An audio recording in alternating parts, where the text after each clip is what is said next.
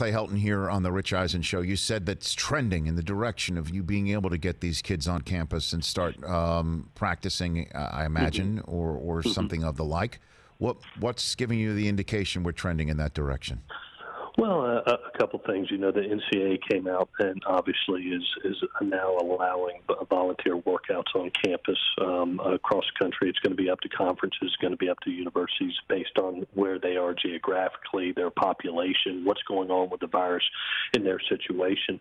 But it was great to hear Governor Newsom come out the other day and be able to say he sees pro sports getting ready to open back up in June.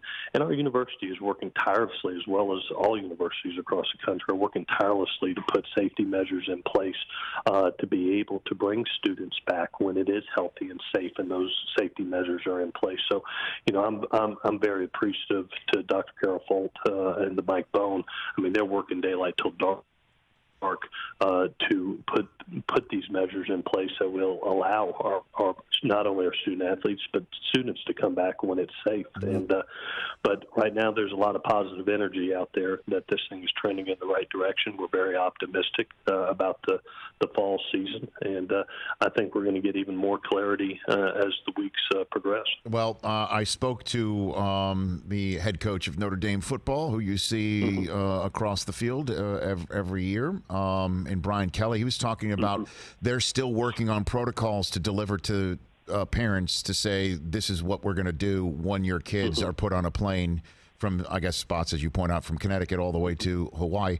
Where are you on that front? So we're working through those safety measures and those protocols, and they're basically would be broken up in phases, and it's also going to, Rich, each place is different because you're going to have to follow the directives of government leadership to local and state and federal. So I think it's really based on where you are at currently with the virus, what geographic you are in. Are you a hot spot or not? Where are you as far as your local and state government? So everybody's going to be different. Meanwhile, universities are working as hard as they can to be able to put those procedures and those safety measures in place, so when we are granted those opportunities to come back onto campus, that we are prepared and ready to have our students back. Have you become an expert in public health, Clay? In a way that you never thought you'd have to? Very much so.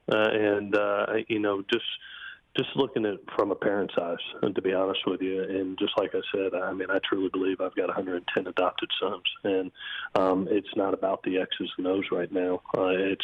Those will come into place when it's time to play a game somewhere down the future. It's more about, making sure that we've provided a safe and healthy environment for them to be able to function in, and that's been my primary worry, and I know our university's primary worry moving forward here. And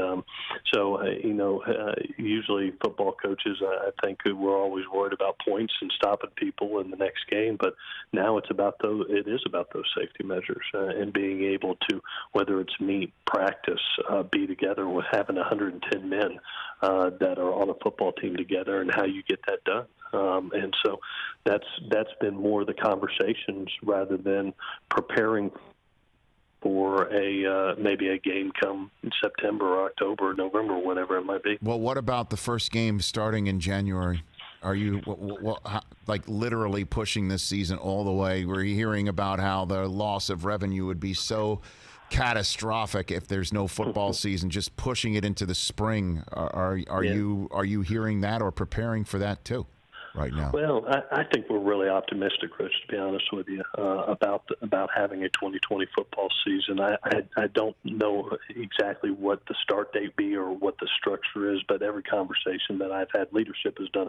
The NCAA leadership, as well as the commissioners and their leadership per each conference, is really working diligently to put together a ton of different structures to be able, from different start dates to different ways the season may run.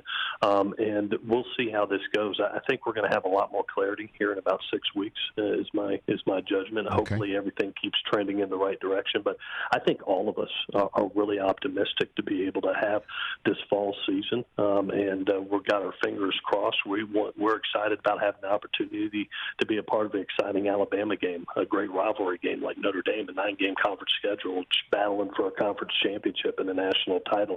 So we are optimistic in that, and our NCAA leadership and university leadership and conference leadership will determine, where we get to, what that start date is and what that structure is. And for coaches, we're going to focus on taking care of our football team, making sure that they're healthy, they're safe, and they're prepared. Hey, you watched all the way to the end. Thanks for that. Watch more right here.